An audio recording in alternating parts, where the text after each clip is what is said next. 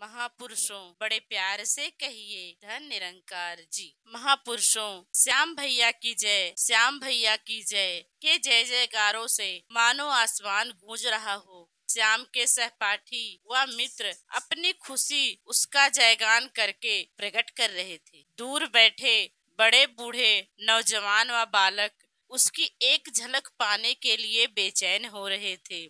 श्याम सुंदर को उसके प्रशंसकों की निगाहें निहार रही थी। आज उसे उसकी बहादुरी व अद्भुत साहस के लिए राष्ट्रपति के हाथों राष्ट्रीय पुरस्कार मिलने जा रहा था। उन सब बच्चों में से जिन्हें आज सम्मानित किया जाना था वह पहले स्थान पर था। श्याम सबसे आगे पहली पंक्ति में बैठा था। इतनी देर में मंच से एक आवाज हाल में गूंजने लगी। आज हम उन बच्चों को सम्मानित करने जा रहे हैं जिन्होंने अपनी बहादुरी व साहस से कुछ विशेष कार्य किए हैं। इन सब बच्चों में से पहले स्थान पर हैं श्याम सुंदर।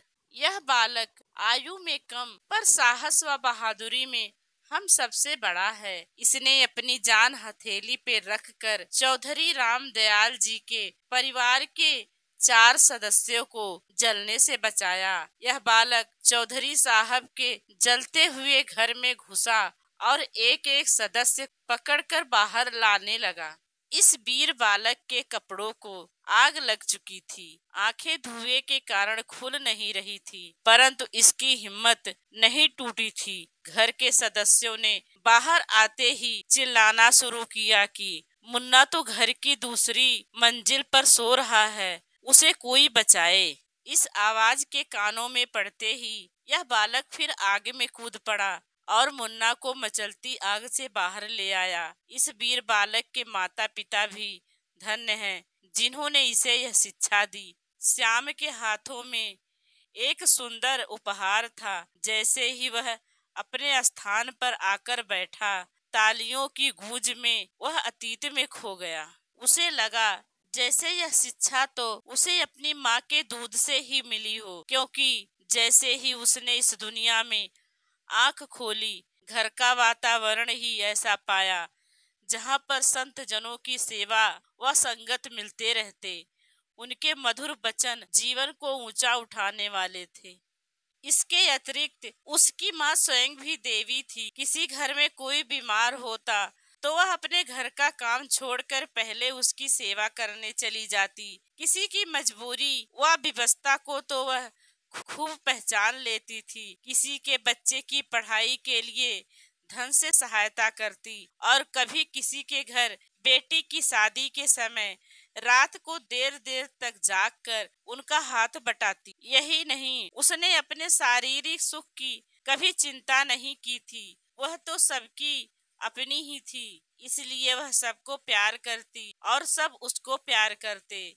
सबकी सुनना, प्रत्येक को योग्य सलाह मशवरा देना और समस्याओं का समाधान करना तो उसका स्वभाव था। ऐसे वातावरण में उसका पालन पोषण हुआ था। जब कभी वह किसी की सहायता करता तो माँ उसकी भूरी भूरी प्रशंसा करती थी। श्याम को आज भी याद था कि एक दिन वह बस में यात्रा कर रहा था।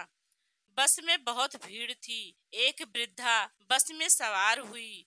उसके बैठने के लिए कोई स्थान ना था। उसे खड़ा देखकर श्याम अपनी सीट से उठा और बड़े नम्र स्वर से उस वृद्धा को बैठने के लिए आग्रह किया। वृद्धा ने उसकी बहुत प्रशंसा की। जब माँ को इस बात का पता चला तो वह अति प्रसन्न भी हुई और उसने अपने बेटे के हृदय में यह बात बिठा दी कि सुख बांटने से सुख मिलता है। उसी का जीवन सफल है जो दूसरों के लिए जीता है। अपने लिए जीना, अपने मूल्य को कम करना है। दुनिया के धन दौलत किसी के साथ सदा नहीं रहते, परंतु परोपकार और दूसरों का दर्द बांटने की भावना ही मनुष्य को अमर करती है।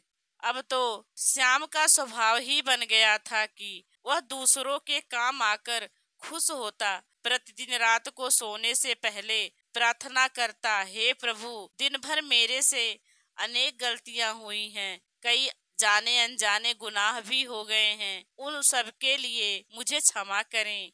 एवं शक्ति प्रदान करें कि मैं एक अच्छे मनुष्य की भांति जीवन व्यतीत कर सकूं। इसी प्रकार सुबह उठकर भी वह सबसे पहले प्रभु से यही प्रार्थना करता कि वह परोपकार कर सके। यह महावाक्य उसके कानों में गूंजते रहते। सरवर तरवर संत जन और चौथा बरसे में परमार्थ के कारणे चारों धारी दे।